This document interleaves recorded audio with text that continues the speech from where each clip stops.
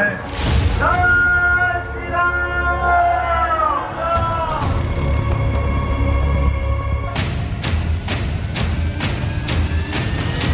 जिस अतीक अहमद के खिलाफ पीड़ित परिवारों ने मुकदमा दर्ज कराया उसके परिवार के खिलाफ, वो समाजवादी पार्टी के द्वारा पोषित माफिया है और उसकी कमरबंद तोड़ने का काम हमारी सरकार ने किया है।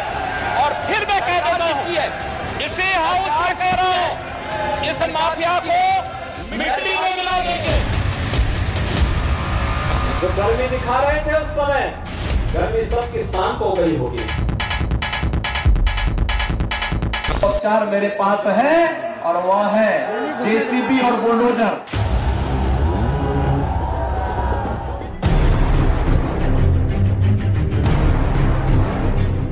हर चुनाव एक राजनीतिक संदेश देता है। उत्तर प्रदेश के निकाय चुनाव का संदेश भी साफ है।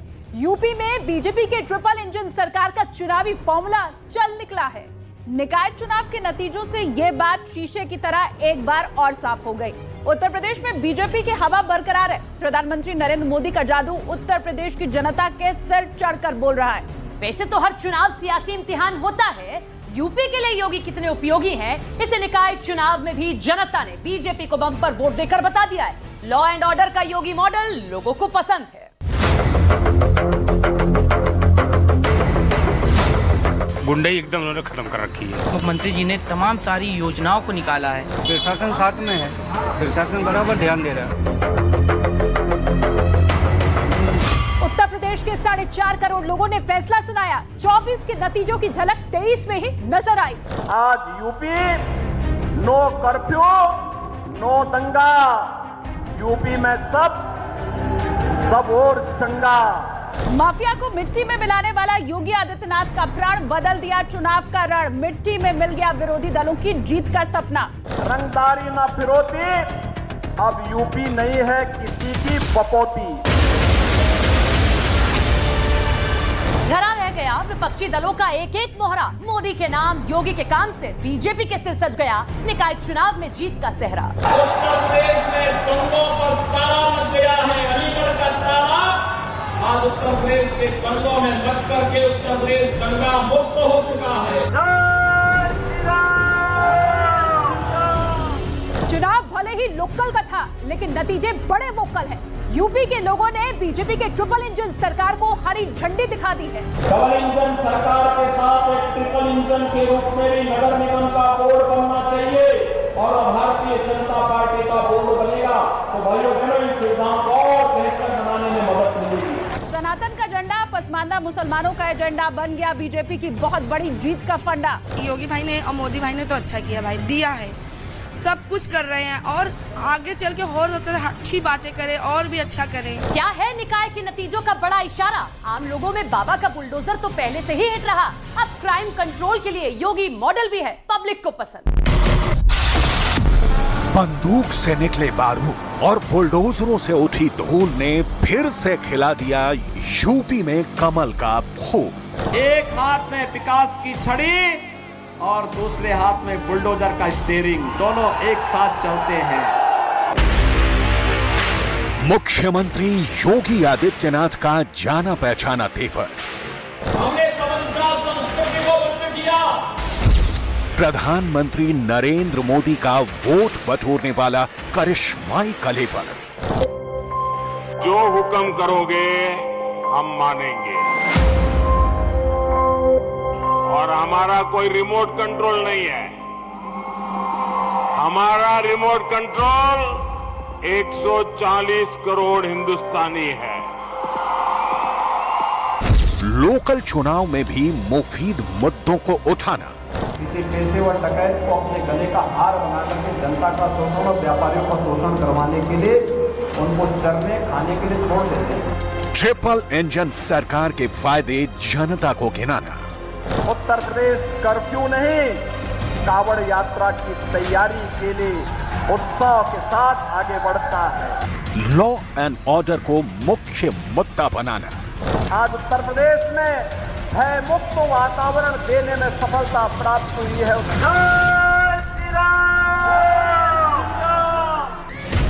निकाय के नतीजों ने एक बार फिर साबित कर दिया है कि एक सन्यासी कैसे सियासत को साधने वाला सिद्ध पुरुष बन गया है। इनको रामचंद्रमानस अच्छा नहीं लगता, इनको रामायण अच्छा नहीं लगता। गोरक्ष पीठाधीश्वर आदित्यनाथ योगी है, योग का मतलब है जोड़ देना, और योगी ने यूपी के करोड़ों वोटर्स को कमल के साथ एक बार फिर जोड़ दिया। यूपी के निकाय चुनाव में बीजेपी का चेहरा योगी थे। योगी के साथ प्रधानमंत्री नरेंद्र मोदी का करिश्माई नेतृत्व था, जो खुद वाराणसी से सांसद है। ऐसे में नरेंद्र मोदी के कुशल मार्गदर्शन और सटीक रणनीति ने यूपी में शहर शहर एक बार फिर कमाल कर दिया।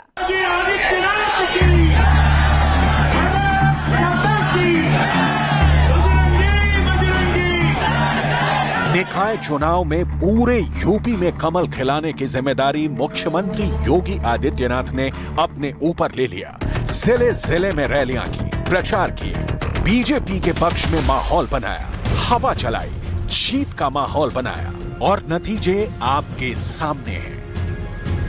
लखनऊ, कानपुर, अयोध्या, गोरखपुर, प्रयागराज, वाराणसी, झांसी, अलीगढ़, बरेली, मेरठ, आगरा, मथुरा, वृंदावन, शाहजहांपुर, मुरादाबाद, फिरोजाबाद, सहारनपुर, गाजियाबाद समेत पूरे प्रदेश में योगी ने धुआंधार प्रचार किया, जिसने निकाय चुनाव में कमल खिलाने का काम किया। इस चुनाव में योगी ने अकेले दम पर पूरा बीजेपी का कमान संभाला और पूरा समझ लीजिए करीब मतलब 16-17 डिवीजन को उसने कवर किया, करीब सभी डिस्ट्रिक्ट कवर किया, मेयर के 17 मेयर सीट्स के कवर किया। तो इसने इस तरह का कोई भी कैंपेनिंग या तो मोदी कर सकता है या तो योगी कर सकता है। शायद ऐसा पहली बार होगा जब किसी प्रदेश के निकाय चुनाव पर पूरे देश की नजर थी। सत्ता पक्ष से लेकर विपक्ष, हर दल के नेता निकाय के निर्णय पर गुणा भाग कर रहे थे। 24 के सियासी चश्मे से 23 के इस चुनाव को उत्सुकता से देख रहे थे। हर कोई मानकर चल रहा था कि यूपी में 2023 के निकाय का फैसला 24 में केंद्र में मोदी और 27 में फिर से योगी के सत्ताधीश बनने की जमीन तैयार करेगा। जिन लोगों ने गरीब कल्याणकारी योजनाओं में डकैती डालने का काम किया था, जिन लोगों ने आपको एक एक बूंद पानी के लिए तरसाया था, आज उनको एक एक वोट के लिए तरसाइए।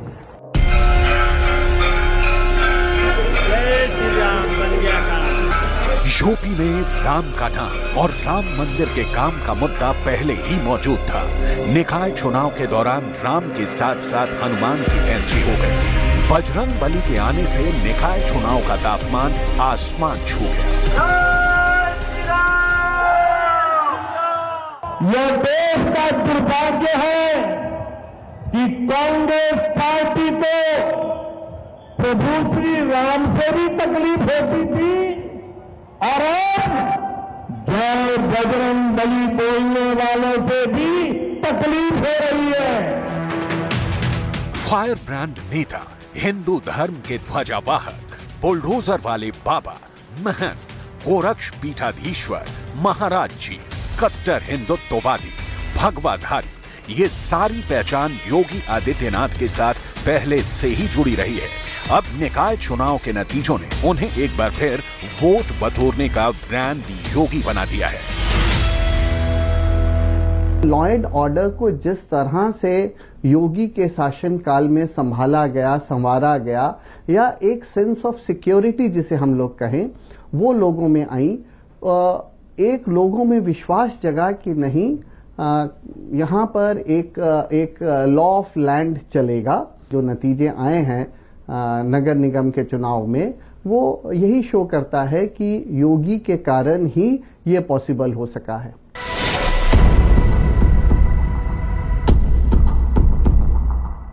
हिंदुस्तान के इस इकलौते भगवाधारी मुख्यमंत्री के नाम की गूंज अगर यूपी के गली मोहल्लों से लेकर चौराहों और चौबारों में सुनाई दे रही है, तो उसके पीछे है माफियाओं के खिलाफ मिट्टी में मिलाने वाला एक्शन। ये माफिया है, इनको मिट्टी में मिलाने का काम करेंगे।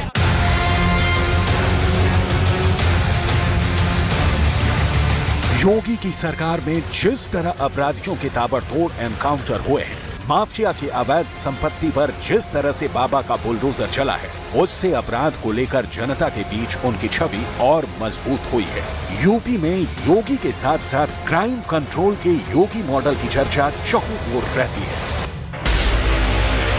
योगी मॉडल की ABCD में ए का मतलब अपराध और आतंक पर लगाम लगाना। अतीक और मुख्तार का उदाहरण आपके सामने है। बी का मतलब बुलडोजर वाले एक्शन से है, जो अवैध कमाई से बने महलों को मिट्टी में मिला रहा है। अब तक 2500 करोड़ से भी अधिक संपत्तियों को धराशायी किया जा चुका है। सी माने करप्शन के साथ क्राइम कंट्रोल है। डी से दंगे पर ब्रेक लगाना, जिसकी आग की लपटों में पूरा प्रदेश जलता रहता था। ई से एनकाउंटर है। योगी सरकार में 6 बरस के दौरान अब तक 184 अपराधी मुठभेड़ में मारे गए हैं। एफ से फिरौती पर रोक है। जी से गुंडागर्दी का अंत है। इन लोगों ने मेरठ को सोपीगंज की कालिख दी थी और जब आपकी अपनी सरकार आई तो मेरठ से सोपीगंज का कलंक समाप्त हुआ। आज मेरठ में सर्वत्र शांति है। क्राइम कंट्रोल के जिस योगी मॉडल की चर्चा पूरे देश में है, जिस मॉडल को अमल में लाने के बाद माफिया राज के खात्मे से यूपी की जनता खुश है, बहुत कम लोग ये जानते होंगे कि योगी को उसका आइडिया प्रधानमंत्री नरेंद्र मोदी ने ही दिया था। उत्तर प्रदेश से माफिया राज खत्म करने और जनता के मन में लॉ एंड ऑर्डर के प्रति विश्वास बढ़ाने के लिए पीएम मोदी ने दिया था अपराध और गुंडागर्दी पर लगाम लगाने का वो आइडिया, जिस पर मुख्यमंत्री योगी आदित्यनाथ ने एक्शन लिया। योगी आदित्यनाथ चुनाव में मुद्दों को उठाना ठीक से जानते हैं। वोटर की नब्ज को कैसे पकड़ना है, इस बारीकी को पहचानते हैं। चाहे लोकसभा चुनाव रहा हो या फिर विधानसभा या फिर निकाय चुनाव, योगी कानून व्यवस्था के मुद्दे के साथ आगे बढ़े, इसे अहम मुद्दा बनाया और विपक्ष को चारों खाने चित्त कर दिया। पहले अतीक के बेटे और उमेश पाल हत्याकांड के आरोपी असद का एनकाउंटर और ठीक 2 दिन बाद माफिया अतीक अहमद और उसके भाई अशरफ की हत्या के बाद निकाय चुनाव में अतीक मुद्दे का तापमान आसमान छू लिया। जब यूपी में निकाय चुनाव को लेकर माहौल बन रहा था, उसी दरमियान पूरे यूपी में जनता के मोबाइल पर असद के एनकाउंटर की तस्वीर घूमने लगी। यूपी के सबसे बड़े डॉन कहे जाने वाले अतीक अहमद और उसके भाई अशरफ की हत्या का वीडियो चलने लगा। 15 अप्रैल 2023 प्रयागराज। जो है जहां पर 1 इंच का भी फासला नहीं था बंदूक की नली और उसकी कनपट्टी के बीच में अगर कुछ था तो उसकी पहचान बन चुका सिर पर बंधा वो सफेद साफा। अचानक निकली एक बंदूक, दहकती रोशनी की कौन, ताबड़तोड़ गोलियों की बौछार।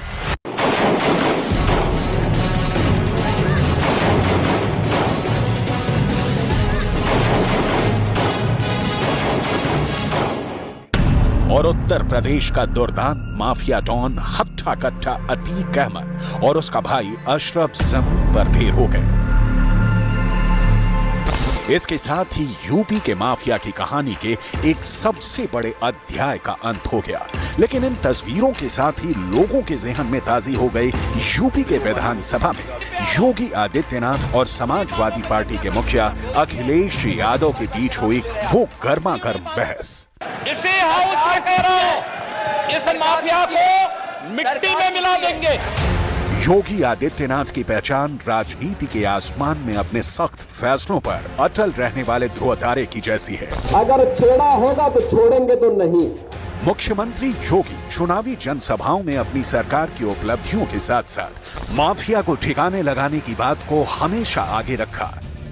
योगी ने अपने भाषणों में दंगा, कर्फ्यू, माफिया, रंगदारी और तमंचा जैसे शब्दों का जिक्र करते हुए ये दावा कर लोगों को भरोसा दिलाया कि अब यूपी में माफिया पर 2 बूंद आंसू बहाने वाले भी नहीं बचे हैं। पेशेवर माफिया अपराधियों के हाल तो आप देख ही रहे हैं।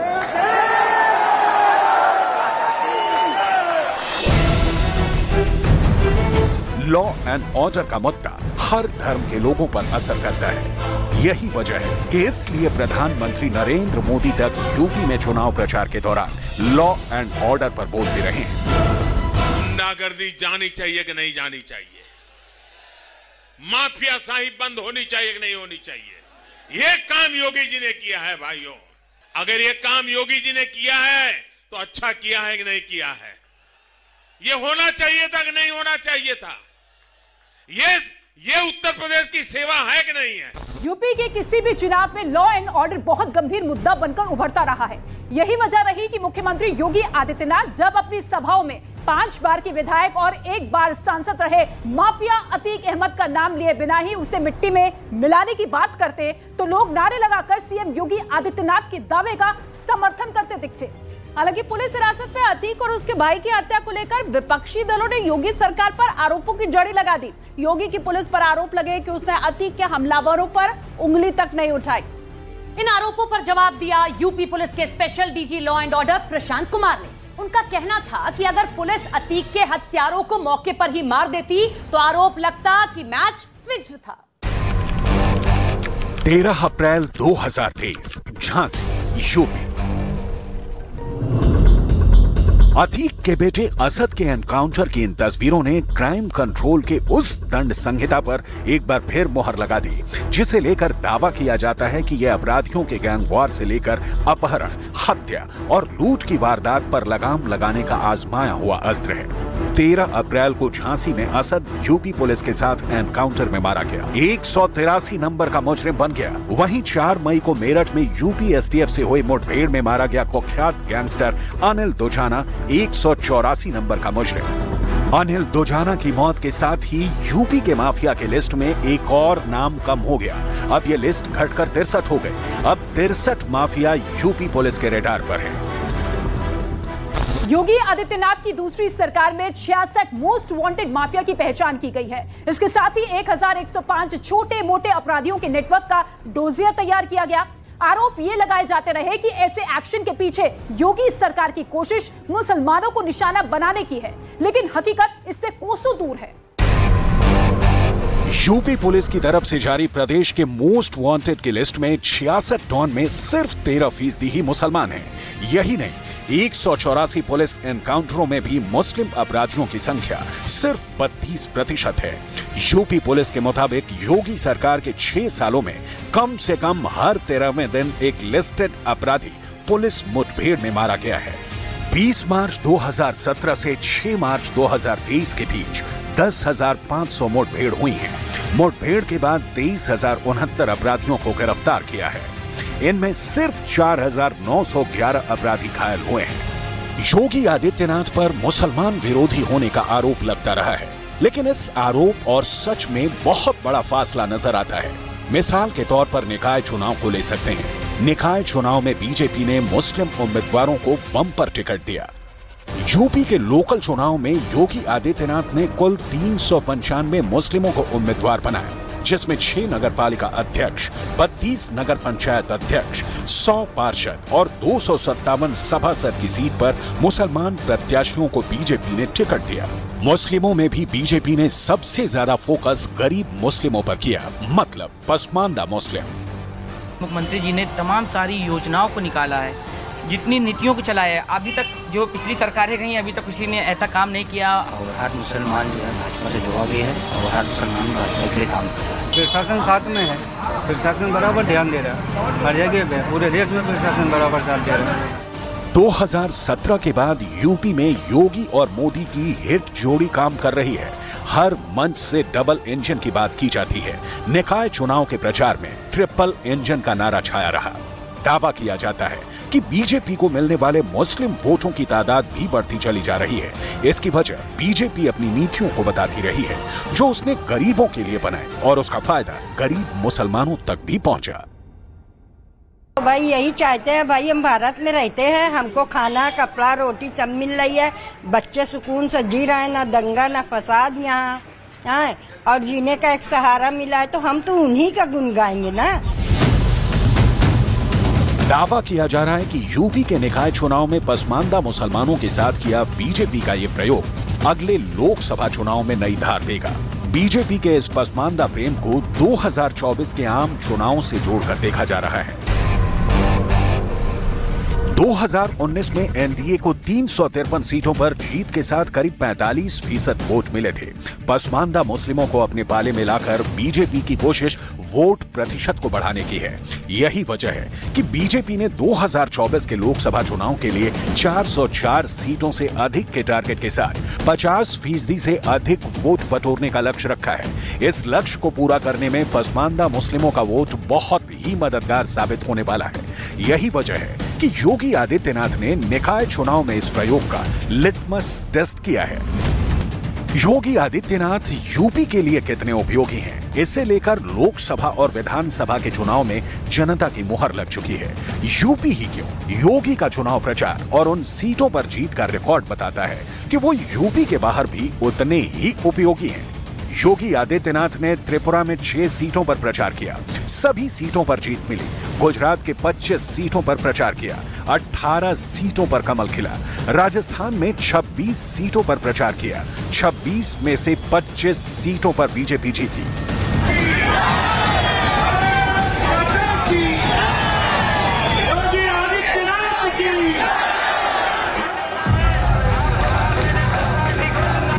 योगी ने खुद को एक सख्त प्रशासक के तौर पर पेश किया है, जिसे जनता पसंद कर रही है। 6 साल पहले बीजेपी हाईकमान ने जब 19 मार्च 2017 को गोरखनाथ मठ के महंत को यूपी का मुख्यमंत्री बनाने का फैसला किया, तब पूरी सियासी जमात हैरान रह गई थी। तब योगी की क्षमता पर शक किया गया था, क्योंकि 5 बार सांसद होने के बावजूद वो केंद्र में ना तो कभी मंत्री बने थे और ना ही राज्य में पार्टी संगठन का कोई बड़ा पद संभाला था। लेकिन अब योगी सबको गलत साबित कर चुके हैं। योगी में आखिर कौन सा ऐसा फैक्टर है, ऐसा कौन सा मैग्नेट है जिसने उन्हें 12वीं लोकसभा के चुनाव में 26 साल की उम्र में सबसे कम उम्र का सांसद बनाया और 45 साल की उम्र में देश के सबसे बड़े सूबे का मुख्यमंत्री? सच्ची श्रद्धा और निष्ठा रखूंगा। जवाब राजनीति के चाणक्य कहे जाने वाले अमित शाह से सुन लीजिए। तब हमारे नेता नरेंद्र भाई और मैं पार्टी का अध्यक्ष था, हमारा एम एक ही था, जिसके अंदर निष्ठा है और परिश्रम करने की क्षमता है, वो बाकी सभी परिस्थितियों को अपने अनुकूल कर, और यही 2 मानकों के आधार पर उत्तर प्रदेश का भविष्य भारतीय जनता पार्टी ने योगी आदित्यनाथ के हाथ में सौंपा है। और हमारी जो पीठ है ना जी, ये शैव परंपरा की पीठ है। तो शैव परंपरा से दीक्षित होने के नाते हम लोग जहर पीते हैं और अमृत बांटने का काम करते हैं, तभी वही सच्चा योगी होता है। इसलिए सबके उसको पाते जाओ, लेकिन जो अच्छा होगा वो करते जाओ।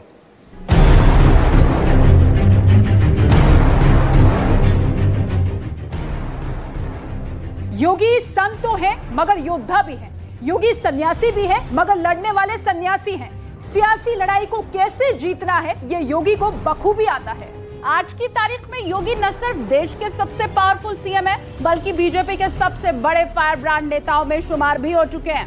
मोदी मैग्नेट और योगी फैक्टर जिस भी चुनाव में जुड़ जाता है, बीजेपी की जीत पक्की हो जाती है।